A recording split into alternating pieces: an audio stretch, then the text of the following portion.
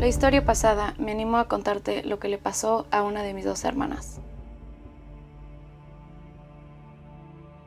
En total, somos 3 hermanas. Mi hermana mayor es Verónica. Ella se casó a sus 25 años en el 2007, con el que ahora es su ex esposo, Javier. Yo tenía 14 y nuestra hermanita pequeña tenía 2 cuando todo esto sucedió. Cuando Verónica se casó y se mudó con su esposo a su nueva casa, mis papás la veían feliz, emocionada por comenzar una nueva vida.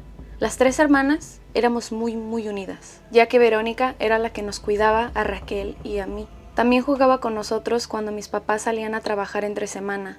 Los 5 éramos muy unidos, de hecho.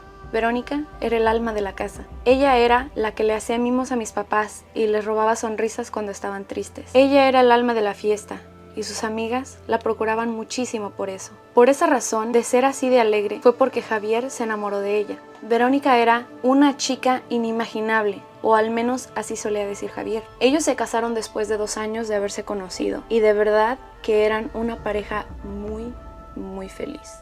Como 1 año después de haberse mudado a su nuevo hogar, nos dieron la noticia de que Verónica estaba embarazada. Tenía 9 semanas de embarazo. El matrimonio era el más feliz del mundo, y a nosotros también nos daba muchísima felicidad el saber que un pequeño retoño de ese amor tan bonito estaba en camino. Nosotros la íbamos a visitar a su casa cada 3 semanas más o menos. No pasó ni un mes cuando mi mamá notó que Verónica ya no actuaba igual. Parecía que su aura por un poco se estaba apagando. Su esposo Javier decía que Verónica quería estar solo dormida y que se enojaba muy rápido con él, lo cual nosotros desconocíamos muchísimo porque ella no solía ser así.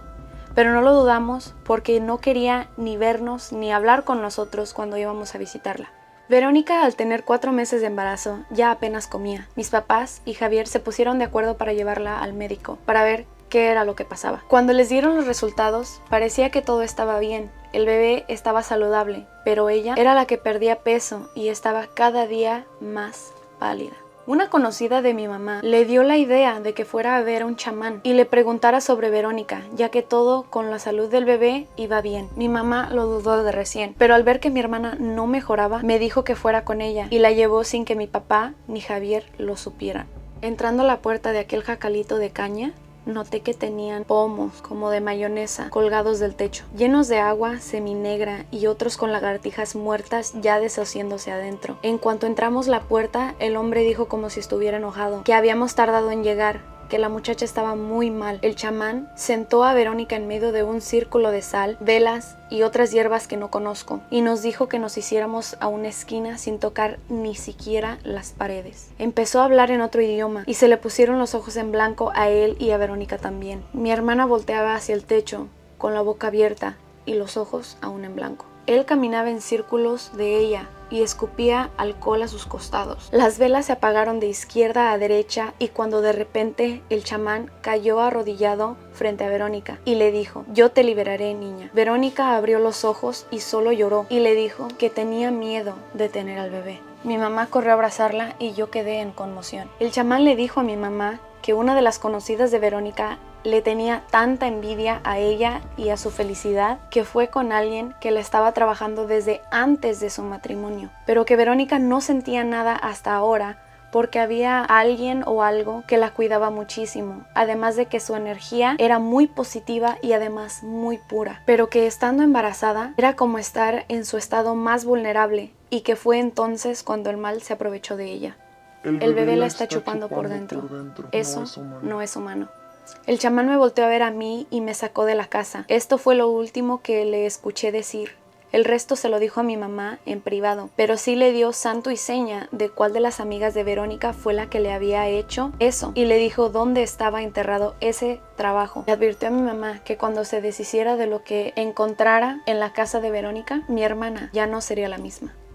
Mi mamá llegó, puso a dormir a mi hermana con un té que le dio el señor y salió al patio detrás de la casa de Verónica. Comenzó a cavar donde el chamán le dijo y cuando de pronto sacó un bote de vidrio con lo que parecía ser cenizas, un sapo y unas bolitas negras que se formaban abajo del frasco. El frasco estaba sellado con cera negra.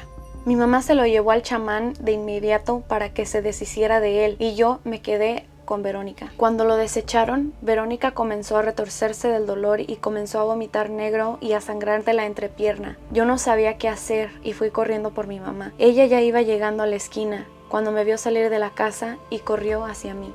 Cuando entramos, mi hermana ya se había desmayado del dolor y había muchísima sangre en todas partes. Le llamamos a una ambulancia. Mi hermana perdió al bebé, que de hecho fue declarada niña, y aparentemente los doctores dijeron que ya tenía aproximadamente 2 semanas que no tenía latido. Mi hermana solo dijo que el nombre era Laura, y desde entonces no ha dicho ni una sola palabra y ha perdido muchísimo más peso.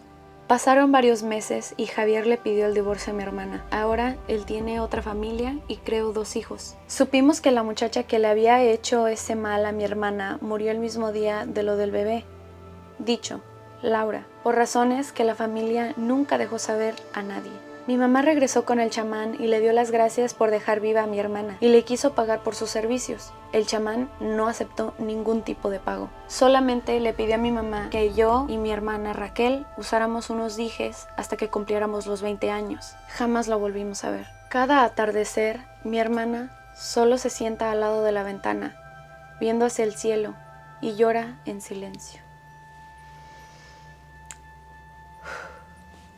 Chicos, espero les haya gustado este relato. No se olviden de seguirme en mis redes sociales, que se les voy a estar dejando por aquí.